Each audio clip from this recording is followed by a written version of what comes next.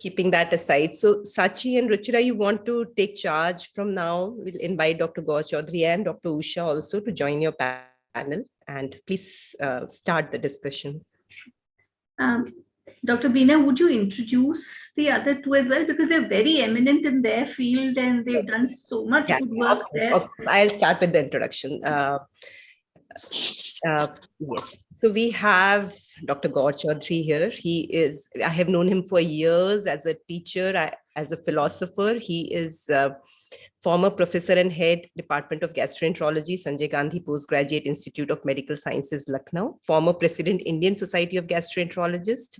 He's a gastroenterologist, educator, social worker, researcher, and a columnist who has advanced the specialty of gastroenterology in India and made seminal contributions in creating awareness and spreading awareness through various programs he is involved in, including HOPE program. So with that introduction, I move on to the next speaker, Dr. Usha Sriram. She is a very, very, she's someone who I have been following closely. She is a very senior endocrinologist, worked in this field in so many different areas, apart from women health advocacy. So she's founder, physician, leading endocrinologist and diabetologist, medical ethics practitioner, and women's health advocate. She's practicing in Chennai, a renowned speaker at many conferences. She plays an active role in capacity building of physicians and in community education programs. Her achievements as a physician are not limited to a successful clinical practice, but include significant contributions to research activities. She is a recipient of Otto Schwartz Teacher of the Year Award in the first year that she began her career. And women's health, we all know Dr. Usha Sriram. She has been doing women health advocacy for many years now. A strong voice for women health and empowerment. So welcome, Dr. Usha. Dr. Ruchira, I have the privilege of knowing her while she was working with me as a colleague at Medanta, and now she has moved to Mumbai at SRCC Children's College. She's a practicing pediatric oncologist, a bone marrow transplant physician. She works with parent support groups, especially for those children who are affected with cancer. And I think she will put some light on her work with these parent support groups in today's discussion.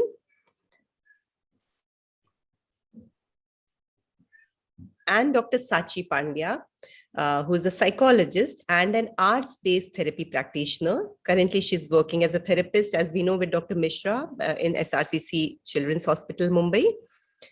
She works very closely with kids undergoing cancer treatment and their families. She started her career as pediatric palliative care, and since then, there has been no looking back. In therapy, children are offered a safe space to express their deepest thoughts, worries, and fears through art and play. They are offered support and compassionate presence as they work through their big emotions. The purpose is to make the illness experience less painful and offer them opportunities to create positive experiences. So Sachi, this is amazing. We want to actually hear how you work with families and small kids through your art therapy. With that, I hand over the mic to Sachi. And so Mr. VVP Sharma. VVP Sharma has very graciously accepted our invite as a panelist. He is a consulting editor, the pioneer. He's a journalist with over 3 decades of experience, and he has worked with India's top media houses in senior positions and print and television media in India and abroad.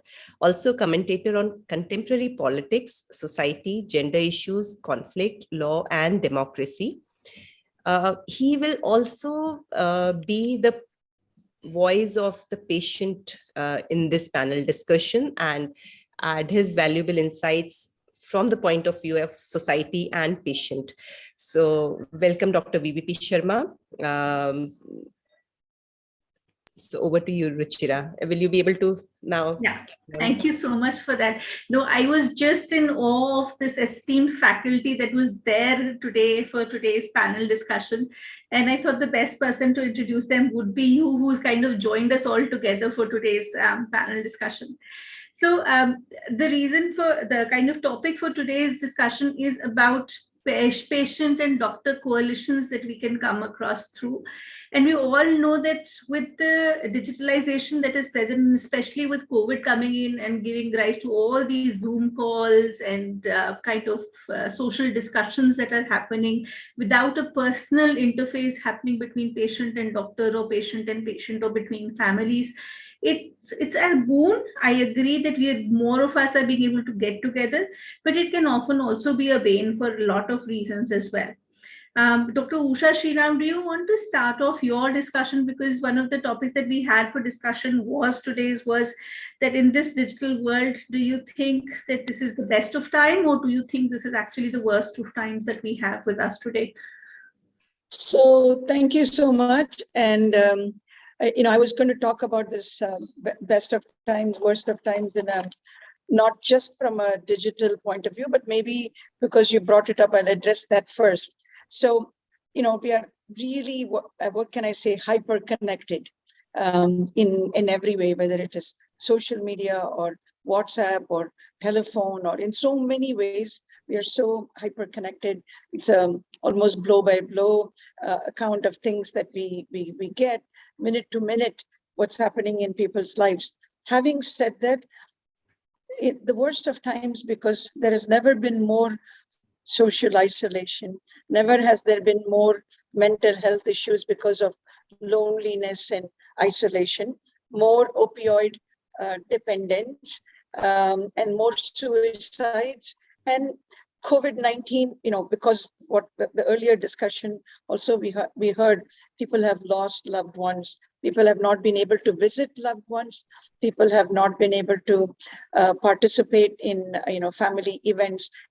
Zoom is okay, but it's not the same. So all of these things have just added layers of isolation to people. So the best of times is the kind of tools we have for connection, and it's the worst of times in terms of how isolated the world is. There's so much stress and mental health issues, and really I think that has to bubble up to the top, mental health, than everything else going forward in this post-COVID world. But taking a step back in terms of best of times, can you imagine a vaccine being developed in something like 10 months after a pandemic has been declared and available widely for use all over the world? Unbelievable, unheard of, incredible. So we're so grateful for that. But then you look on the flip side of it, there's so much of vaccine inequity. The global north is almost ready to declare that the pandemic is over. Whereas in the global south, and you take Africa or other, many of the continents in the global south, not in Africa, they're saying something like 11 or 13% of people have even received vaccination. So the inequities are, terrible, and that speaks for a larger health inequity or, justice. So in that way, I think lack of justice when it comes to healthcare it's the really the worst of times. And because we're talking about humanizing medicine, we have all these incredible advances on the one hand, like Genome Project or targeted therapies for cancer, or in my own field, the kind of incredible medications we have. We have HIV. 3 people in the world are supposed to be cured of HIV, and we had somebody with January in the US. They transplanted a pig heart into a human, and that is, all of these are just brilliant scientific advances. And keeping with the pandemic times, see what happened. The frontline health workers, they sacrificed their own lives and their time and everything, and worked so hard to save people. That is the best of times. The same thing if you take the worst of times. Doctors are being berated, and then there is erosion of trust between doctors and patients. And there are so many issues on those lines. So, and monetizing COVID and corporatizing medicine. So all of these things are not healthy trends, and that I would say is the worst of times. And coming to the last thing I want to say in my quick thing on best of times and worst of times is they have International Women's Day is coming up. They're celebrating women right now.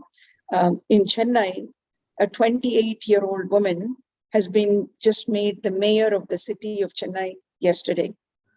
And my other hometown is Chicago, and we have Lori Lightfoot, an LGBTQ woman, is the mayor of Chicago. So amazing times, wonderful times. Take it to the other side, still there is marginalization, still not valued, still 50% of the population, but 70% of the world's poor are women. And 40 million more women have been pushed below poverty line. So it's really not a good scene. And if we follow some of the new publications, they're talking about how even professional societies like cardiology, only 20-30% of women are on guideline committees. So there's not that kind of we need to be brought to the table, both at the head of the table and to the table, and that's not happening. Parity is not happening. And our whole discussion is on humanizing medicine. So digital health is great. Telemedicine has filled a gap beautifully during this COVID time. And we have all kinds of algorithms and things like that available. At the end of it, Beena knows a very famous endocrinologist, father of endocrinology, Dr. Leslie DeGroot, has said that endocrinology in medicine is a cottage industry. At the end of the day, one man or one woman opens his or her heart to one man or one woman who tries to do their best for that man or that woman. That's it. That's our profession. At the end of the day, we want to be there, listen, help them address their issues, take them through that journey, not pretend to be, some God-given great gift that we can solve everything, but we just want to be there by their side, take them through the journey and take the help of all our colleagues along the way who can, help with the patient. So that's my take on best of times and worst of times. That's an excellent overview, I would say. Just to add to this thing, I added a few points. I said access to care. We're definitely improving with access to care that is available in India, because most of us who've trained abroad and come back to India, we initially found that there was a very big disparity between access to care between different social strata of society. And I find that barrier or that differentiation is really going down. We are able to give the best of care to even the poorest of the people who are coming to us. And that's because people have actually opened their heart out. There are a lot of NGOs working in this field who are helping us to take care of patients better. Yet, the worst of times, there is still a very big disparity on what care is available. And most of the advanced cases of cancer that we see often come from the poorest strata of society, because there is ignorance, there's not an adequate awareness about diseases or chronic diseases or malignancies that is there. I'm sure Dr. Gour Choudhuri would also have something to say about the gastroenterology cases that he sees coming in. The worst cases come from the poorest strata of society. But I'm really hoping that this divide will really close down. The second area is the importance that is actually being given to mental health. I find that previously depression or a sadness was always, or grief, as we have just brought out in the previous panel discussion, was always kind of kept under the wraps. You were supposed to get over it very quickly. And now we're gradually saying that it's acceptable to have depression, it's acceptable to be sad. Sachi, do you feel that's yes, now definitely. Kind of becoming a better side of life for us? Definitely. There's much more awareness, openness, And there is a need that is expressed, and I think COVID times did bring everything that was pushed under the carpet on surface, and I think there's a shift that is happening. Yeah. Mr. Verma, do you have any comments on this as well? Just Sharma. With regard to your second comment regarding, the mental health part of it, I'm indeed very hopeful. More and more people are actually opening up and are willing to seek help, and therefore it's easy. With regard to the first point that ma'am made regarding the inequality, or shall we say the access not being equal, I think the best example was the COVID mortality in the United States. I think, and this is just 2 years old. So if you literally followed what happened, then I think the disease, the severity of disease and mortality in many of the places, I think if I remember right, it was Baltimore and I think one other place where, they had a large section of people who were relatively not too well off, somewhat obese, into alcohol, a different section of society vis-a-vis quote unquote the whites. And the fact of the matter is that there was a huge discrepancy in mortality. And in fact, that has come up for tremendous amount of criticism as well as investigation in the United States about inequalities in healthcare. So I think that is still a long way off, because if they haven't been able to achieve it in US, then forget it. In India, of course, I have seen both sides of the coin. I think 30 years I have been in government service. Now I'm in a snooty private hospital. But the fact of the matter is that, obviously there's a fairly large gap in access to healthcare and, perceptions of care and so on and so forth. So I think there's a long way to go for it. Oh, definitely. So there's definitely a long way to go. But if we had, we're right now in Mumbai, and if we had Dharavi being an example for Right. people how to control COVID, Dharavi is one of the biggest slums that is there in the world. And that could be an example on how to control and curtail COVID. That was one of the examples that we could set for people. I agree. So yes, I agree, both sides of the coin. USA being a developed country had higher mortality than some of the areas of India as well. So there's a lot of discussion. There are the goods and the bads that are there. Mr. Sharma, from the patient perspective, from the person who's receiving the care, do you have any suggestions? I come here not only as a patient myself, but also as a journalist. In the last 30 years, I've seen several, my interactions with doctors were not only as a patient, but also as a journalist.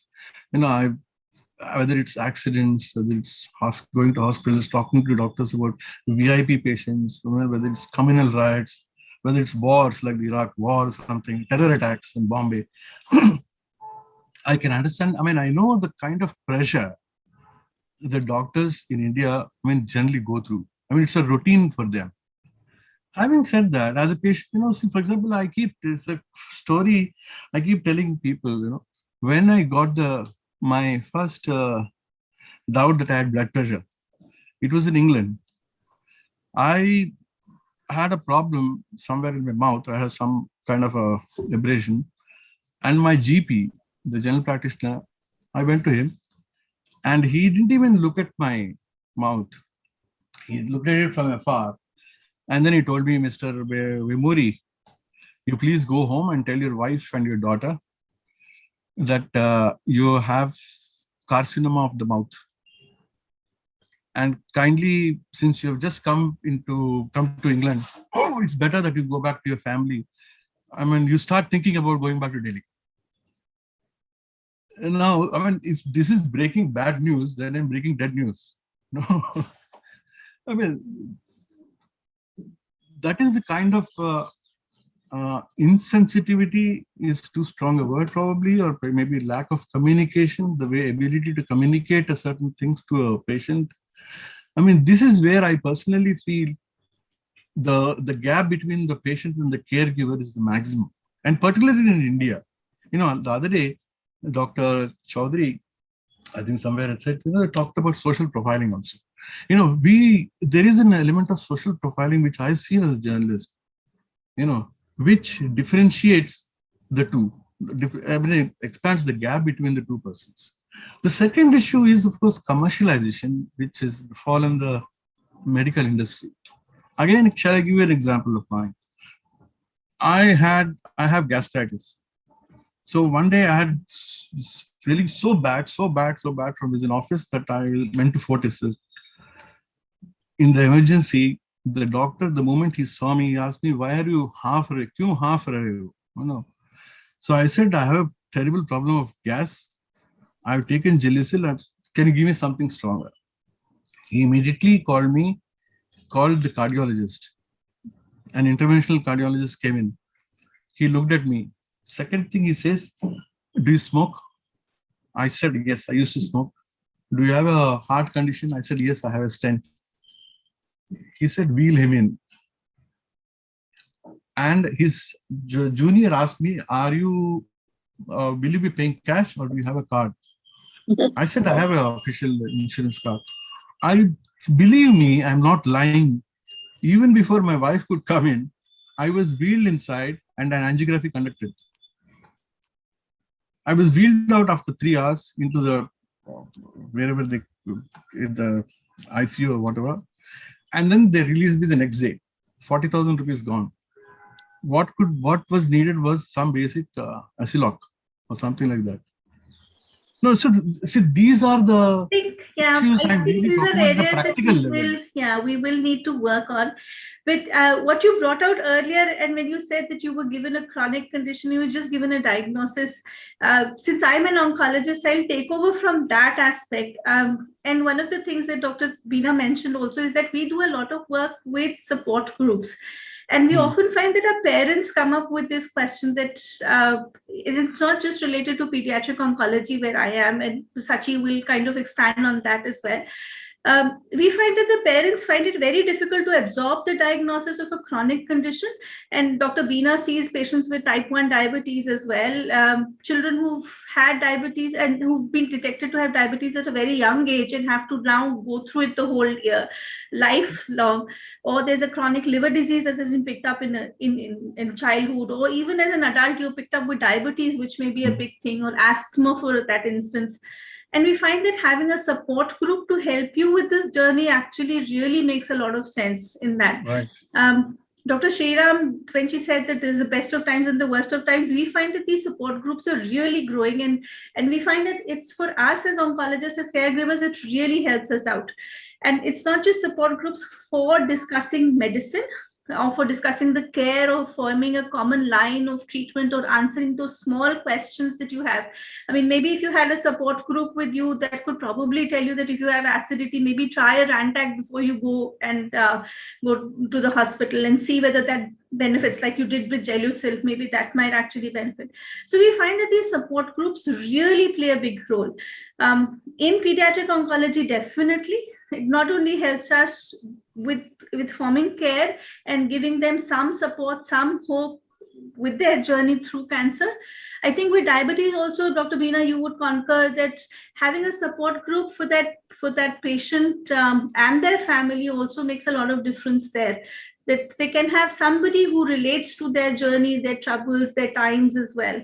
My question, Dr. Ruchira, we all agree that for many chronic diseases, we need support groups. My question to you, because you have been actively doing it, whose responsibility, because there is a lot of work. So we understand, I have also been in this journey and for years struggling to maintain and continue that work. Yeah. It has to be a partnership, Dr. Beena. It has to be a partnership. And I give most of the credit to Sachi and the psychologists who are available with us. When I was at Medanta, we had a psychologist group, and I'm very happy to name them here, the Rajbala Foundation, that really helped us with this. They would help us with getting some kind of extracurricular activity. So we were not discussing just medicine, but while we were also discussing medicine, we were discussing out of box things like doing art therapy or doing music therapy with the children and with the parents, which gave them an outlet to their frustrations or their anxieties as well. So that really helped us, and the psychologist helped. But Sachi, at SRCC, we have, with Sachi, we have a family first program. So we've called it family first because we're involving the whole family in the care of the child with any chronic illness as well. So we look after the needs of the child, but we also need to look after the needs of the sibling, the parents, go yoga sessions with them and stuff. Most of the times it is doctor initiated. So a doctor looks after it, but very ably supported by a psychologist within the field itself.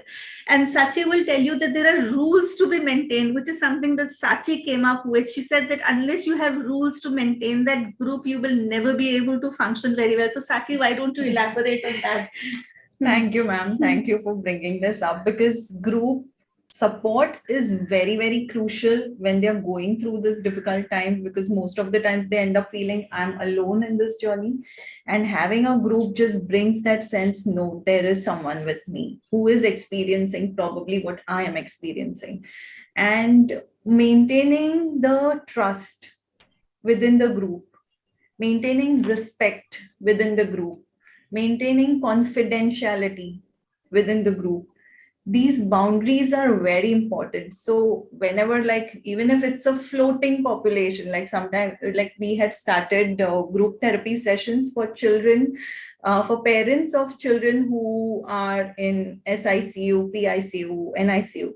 And the first thing, you go there and you lay down the boundaries of the group, that whatever is discussed in the space is safe and stays safe.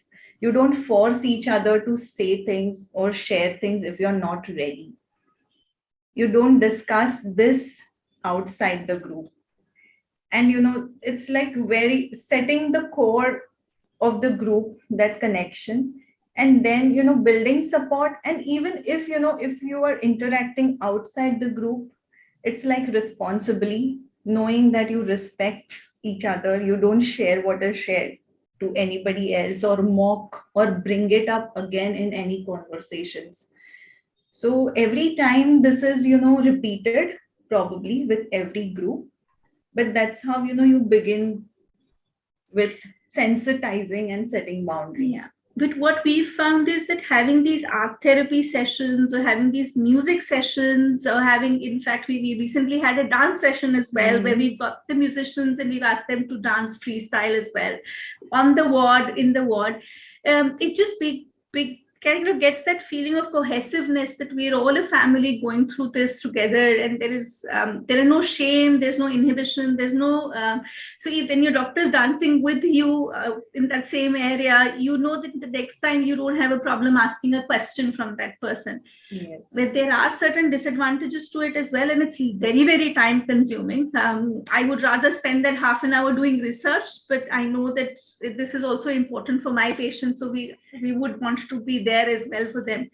So that just when you ask me whose responsibility it is actually doctor driven at the moment.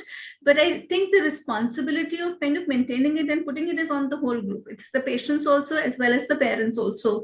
That's what we feel that is there. Yes. The other question that so Sachi, for holding it there, Sachi and Ruchira, we have to understand how you maintain this art-based therapy, because I think there are a lot of lessons other groups can learn, and so this makes me very excited to even. So I will get to that. We'll have a complete session on that. I'm just holding you there because we also have another speaker in another panel who is actually doing research in non-verbal communication and role of art. So when I was listening to him, I realized that I need to connect both of you. So there will be a conversation on that for sure. I think you carry on. Sorry, I don't want to break the sequence right now. You go ahead. It would be great. And so why don't you talk about the art therapy that you do, because that's part of the discussion that we had planned for today. Yes. Yes. So we bring many elements of art. So usually the understanding is art is the visual art, the drawing, painting. It's not so, but it's more of expressive art media. So even dance, narrative, music, visual art, games, exercises, all of movement, everything is a part of it. I'll give you a simple example. Now we've started group therapy in the oncology ward. We wanted to see how this goes, because having a therapy in the ward is something like very new for me as well, because one-on-one, having groups outside is a different thing, but within the ward, it is what we have started, something new. Again, allowing the clients their space to join in is very important. So while they are even witnessing, that itself is having a positive effect on it. And we just let them, even if they want to sit there while, or see others, that's okay. So we did a dance yesterday on some Turkish music, and we just started with, simply tapping or, clapping, very simple things. And there was a child who was not ready yet to join us. So what we did is we paired the parent and the child. And we simply started with, okay, just, shoulder to shoulder, or, finger to finger, a kind of simple touch, moving forward, going back. So these are very simplistic things, but to the rhythm, to the beat, even, it brings a shift in the mood. And there were some parents with their very little kids, and, they were just, swaying to the song. And we've also found that it brings about an expression. So I've had a very quiet child whom we've asked Sachi to intervene, and we find that through this expression that she sits with them and draws and colors, or maybe just does some makaram painting with them or a mandala painting with them, and they come out and start expressing their grief, their anxiety. So there's a story about the girl who was so anxious about her parents. Yes, Yeah. so I will share about this child who is a 6-year-old, and the last stage of cancer, palliative now, and the parents are taken separately by the doctors to speak about or breaking bad news, and the child is with me. And she's just drawing something, she's holding a Doraemon soft toy, and she's just drawing. And I asked her, what's happening, what brings you here, why are you here, and what's going on, how are you feeling, very simplistic things. And while she's into her drawing, she says that I just know that I'm going to die. And then how do you just take it from there? And okay, okay, what makes you say this? I know I'm going to die. And I'm like, okay, what's worrying you about this? What do you mean by this? And she says that, it's like I'm going to be separated from my parents, and my parents are going to be alone, and that's worrying me. She's not worried about the pain. She doesn't know the magnitude of cancer or what cancer is doing to her. But what she's worried about is my parents are going to be alone. And I'm just worried about my parents, and that's how it is. You just hold space with the child, and it's you allow how much the child is ready to share, what is child's perception about death and dying, and what is the pressing concern for the child in that moment when she's sharing this. And there's another, ma'am, I'll just add one opposite to this example, is a child, who is all happy dancing, and it's like, my parents are just worried I'm going to die. I'm not worried, because I know I'm going to be reborn like a Balveer.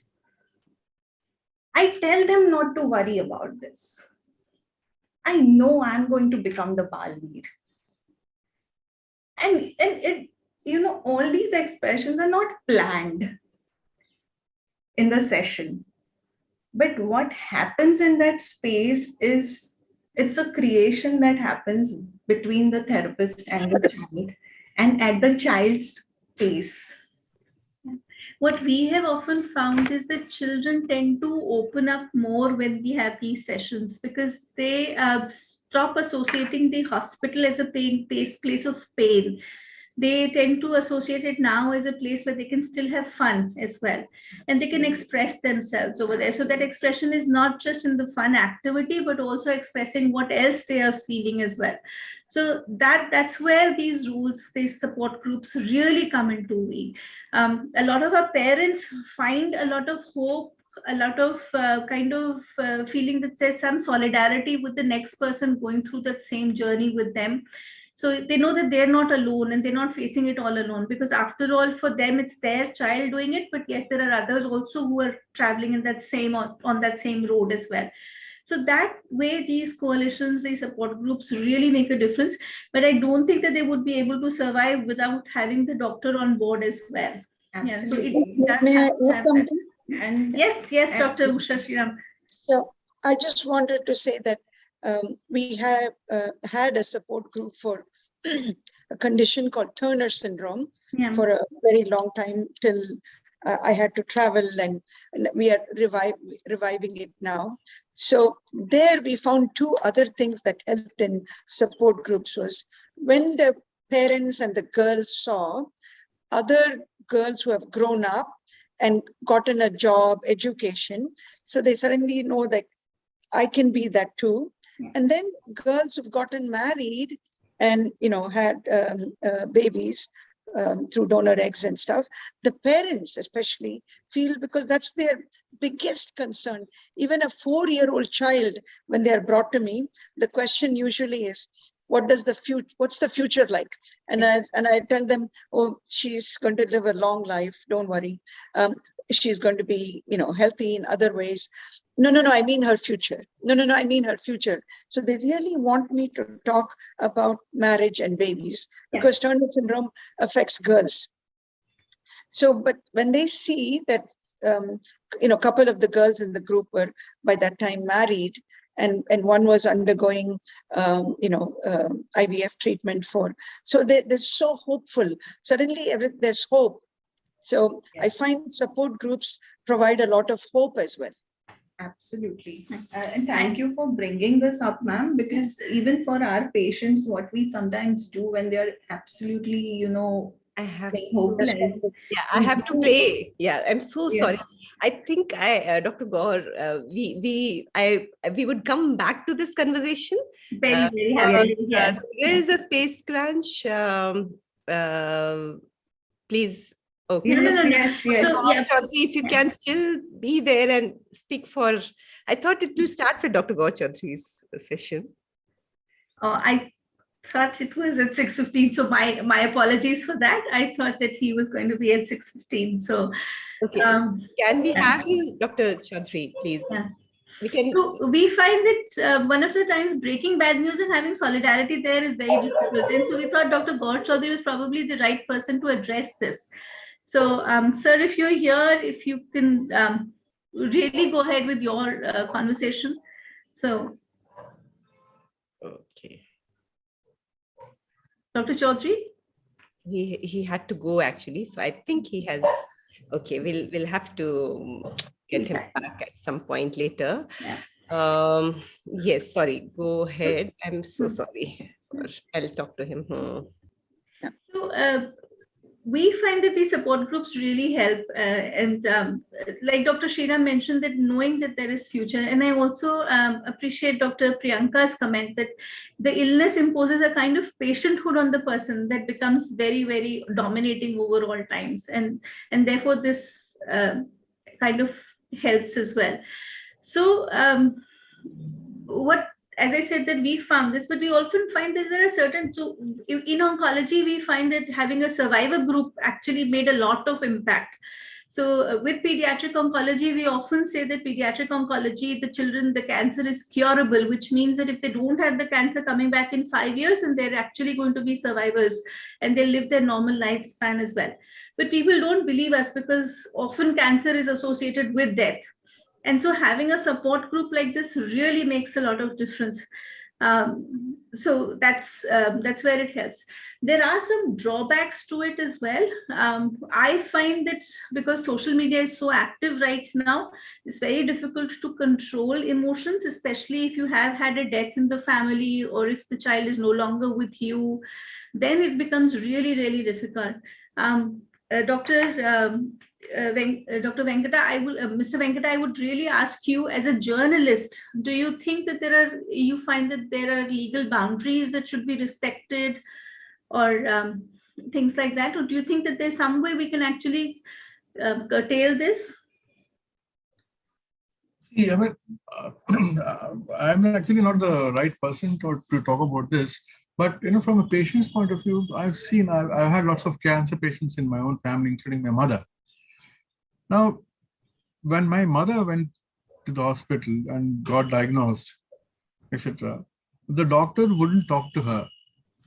She said, "Aapke bete ko bulaiye." Now this phrase resonates across the world. I don't know, at least in India, I've seen it resonates across the world. That immediately, the patient thinks something bad is going to happen. And that's where the slide starts. The mental slide starts much before the cancer eats the patient up. Okay. I think when we're talking about humanizing medicine, it's most important on how you communicate the disease itself. The diagnosis to the patient. In what atmosphere? Do you need I don't know whether you need a support group for this. You need this, or you need that, or you need to have a sensitized medical atmosphere. Yes. So I'd say you'll have to take it from the beginning and then build upon that. It's just a building block thereafter. Yeah, Dr. Usha has a comment to make on that. So I agree that, and I know we were supposed to have a session on breaking bad news. Beena, do you want us to touch on that or wait for? Yes, we will touch on that, ma'am. I know that Dr. Gour Choudhuri isn't there, but we will continue the discussion. I'm hoping that he will join back, but we'll continue. Yeah, extremely important topic, breaking bad news, because when we say bad news, it's not just about telling someone, giving them,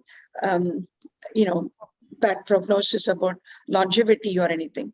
It's everything from miscarriages to someone who can't have a baby to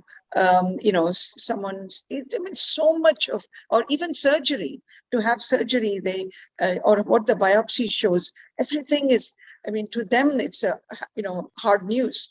So we don't get any training on that, zero training, that. So I'm saying formally how to do that, and there are some formal recommendations on how to break bad news, in terms of you should do it in person. Yeah. You should do it in a culturally appropriate way.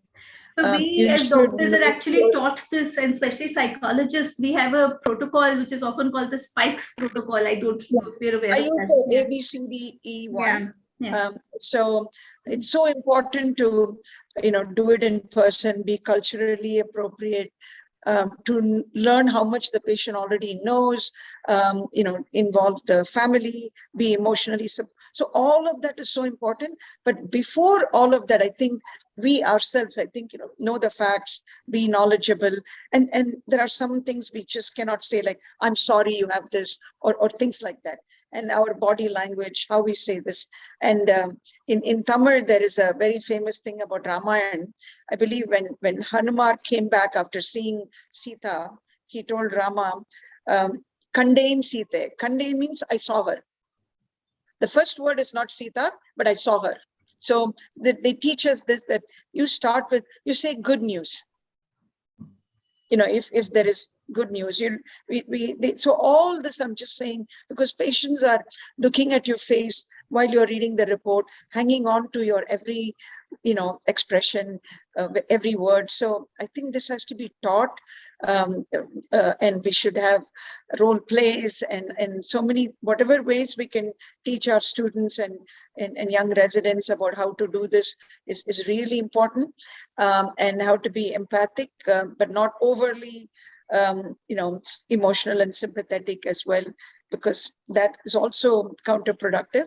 So I use this ABCDE thing of A is preparation for this, prepare for this encounter, and B is to sort of build a very good therapeutic environment. C is good communication, and D is dealing with family and patients, and E is, of course, to engage with them, encourage them, all of that. So just there's a process for breaking bad news. And I really, really wish it's taught in our schools. So Sachi, do you want to Absolutely. elaborate on that? So I guess whatever points that you mentioned, ma'am, are coming under the spikes model. So first is the setup, having that space, or having that privacy, having some significant other present with the family. So that's about the setup. Then it's about perception. So asking, P is for perception, that you ask them about what they think before you really tell them, or you ask. So like, what do you understand about the current situation? What's going on?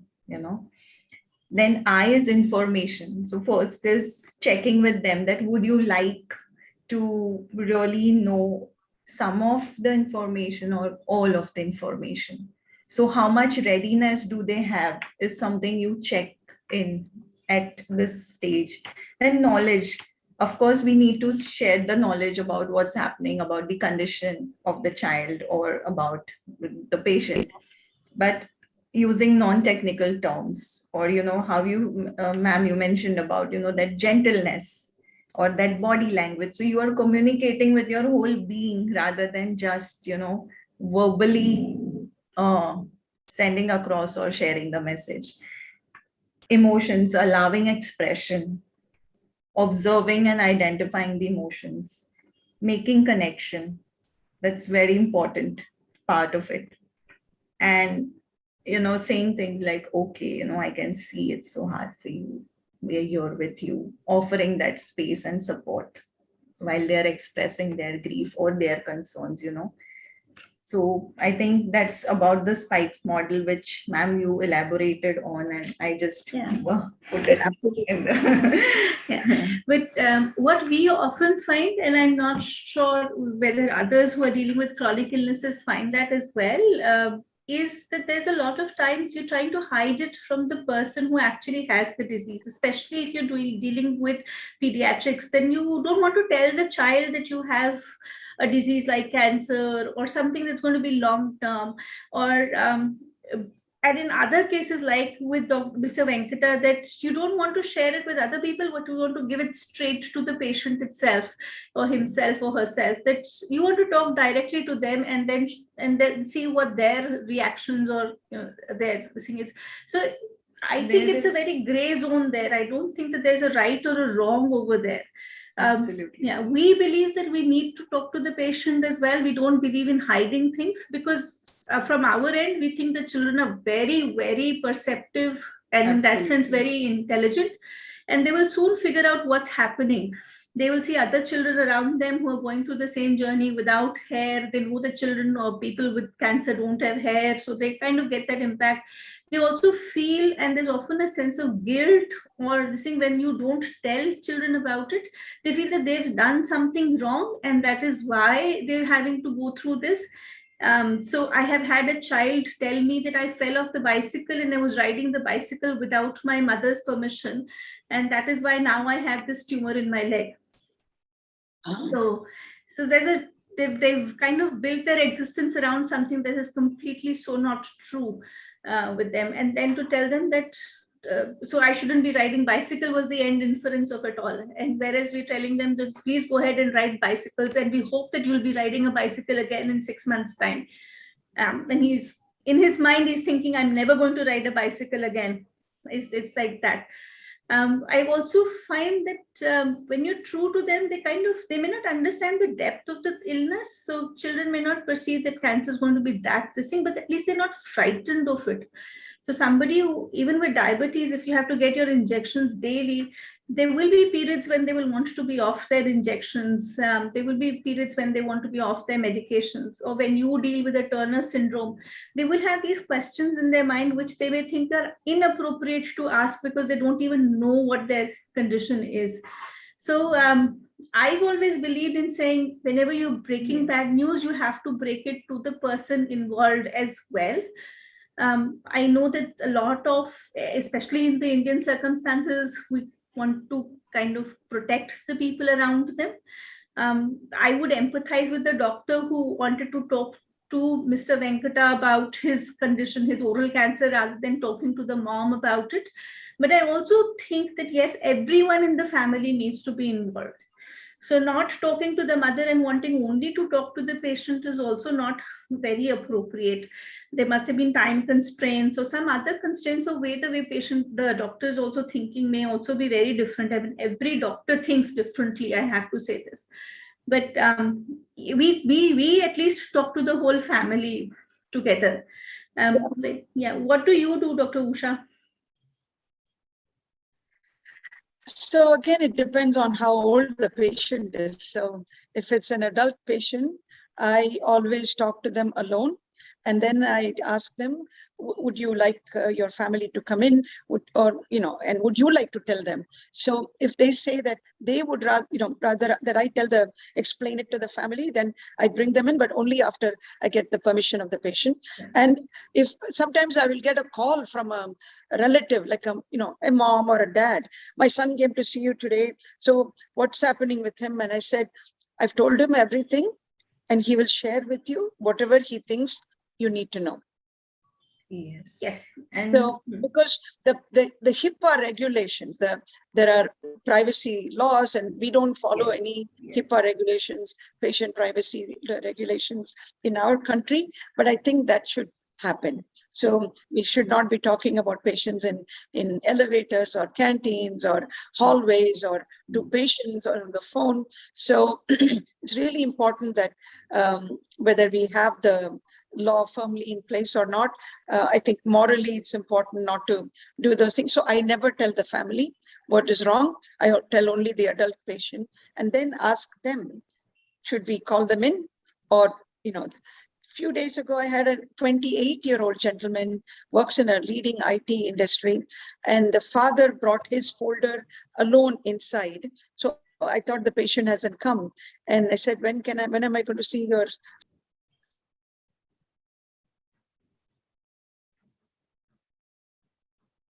son? I wanted to give you a heads up. Fine. And then he says, no, he doesn't know anything. It was a very important diagnosis. He doesn't know anything. We have never disclosed it to him. And that was very hard for me to, understand. For a 28-year-old has been kept in the dark all these time. So I really think a very young child below 14, you deal with those kind of children, then you can keep, on a need to know basis, how much they need to know, we can tell them. But anything older than that, I talk to them. And of course, till 18, maybe with the assent of the parents, but after that, only with the adult. Yeah. I think because we deal with children and they're kind of by default, you have the parents associated. We make it a point to have at least one parent on board during our discussions. We often find that the moms are not involved.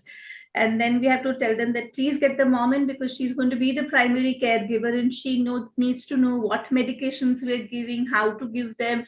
And then we need to know the side effects of these medications as well. So that's why we kind of make sure that we get both parents on board. Need to know basis, yes, I agree that when it's a very small child, yes, but whenever you can assess the intelligence of the child and you assess that this is smart enough to understand, all our conversations, yes, I agree, are laced with a bit of hope around it. So never ever do we say that, look, you're going to die and you're going to die in 2 months time or 3 months time. But whenever we talk like that, and even if it's a terminal condition, what we generally tend to tell the child is that over the next course of few months, we're trying to make you as pain-free as ever and keep you as comfortable as ever. And then you should be able to do what you want to do in these 2 months. So there is often this lacing of hope. I know it's a terminal condition. I know that I will not be able to help this child a lot, but again, we bring in the spikes model in place, asking the child what is his or her understanding about the disease. Yeah. And even parental consent for how much they want the child to know, and bringing them into the space, because they are primary caregivers, decision makers also for the child. Yeah.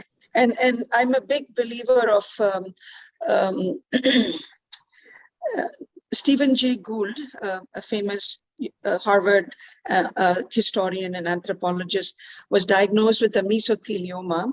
He was in the hospital, and the oncologist came in and said, the median life expectancy is 8 months or something.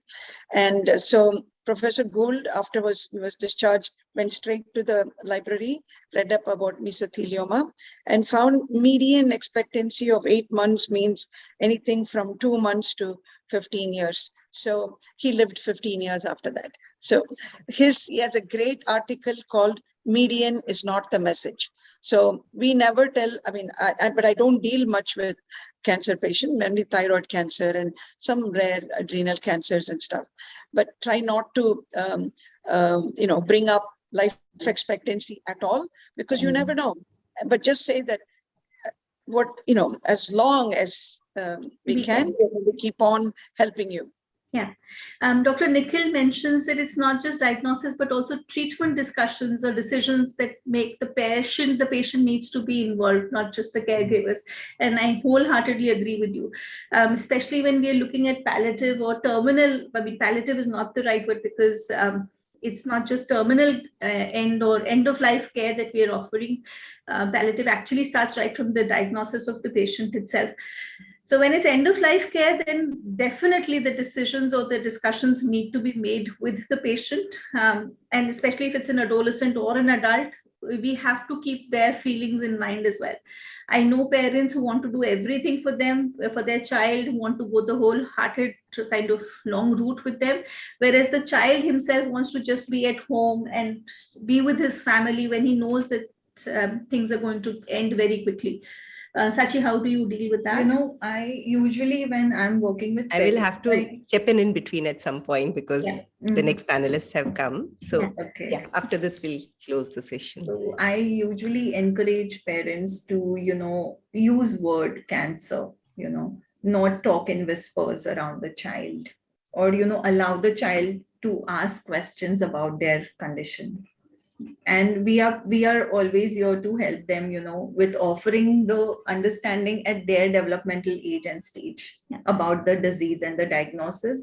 And when they are in the space where they are allowed to do art and play, I think that is offering feelings of control, allowing them to know that they have some choices in the space, maybe not the major decisions, but they don't feel completely out of control in the whole experience of their disease and illness. And that is what we try to offer in those spaces of therapy. Dr. Sandeep maybe had a comment to make, and I think we can pass the baton back to you, Dr. Beena, after that. So you just made a comment about cancer. We have a big cancer hospital attached to our tertiary care center. And in the hospital, on every bed sheet, in the general ward, private, they have a hospital name and Cancer Institute. So I was just wondering, you have kids with hematological problems there. So do you think it is appropriate to mention that everywhere in the hospital, that it's a cancer hospital? Would it impact negatively on the patient psyche? So, Dr. Sandeep, I personally behave that they need to know. We have an AML survivor with us. Dr. Nikhil Agarwal is also on that panel, and since he's been on both sides of the discussion, let's ask him what he felt as a patient when he was getting treated for AML. Good evening, everyone. First of all, I am very happy to be on the panel and listening to such great views of everyone. And I had AML in 2012. You were also there that time. At Medanta, yes. So my experience was, I would say, a little bit different from other patients. Good part and bad part. Bad part, I knew the things which I got and which were to come. And good thing is it was not that kind of a shock for me. Like during the treatment, at every point there are some side effects, sometimes blood issues and all. So for general patients, things are so new. At one point they are healthy, they are living a normal life. and suddenly they are in a hospital and daily getting so much of aggressive treatment. And with AML, even the first diagnosis, I mean, the day of diagnosis, I was admitted and it was for a month. So that is a big thing. But yeah, I had a great support from the doctors, and the communication I could have with doctors was, I mean, much different than any other patient can get. But do you feel that withholding knowledge or withholding the diagnosis from you made an impact, or was it easier for you to deal with it when you knew about the diagnosis? It was much easier for me because I knew it right from the beginning, Yeah. and doctors were very frank with me. Even there were many points the things were too bad, and they were comfortable discussing things with me. But if they disclose those things to the patients, other patients, they may not be that comfortable. But still, I think not knowing is much worse than that. I mean, I agree there, Dr. Nikhil, that not knowing is much worse, because we feel patients kind of build in. I think Dr. Beena is still giving us a signal to finish. So it's the last thing. I think we really missed Dr. Gour Choudhuri, and it's completely my fault because he was supposed to start the thing, and we hope we'll be able to listen to his talk sometime again in future.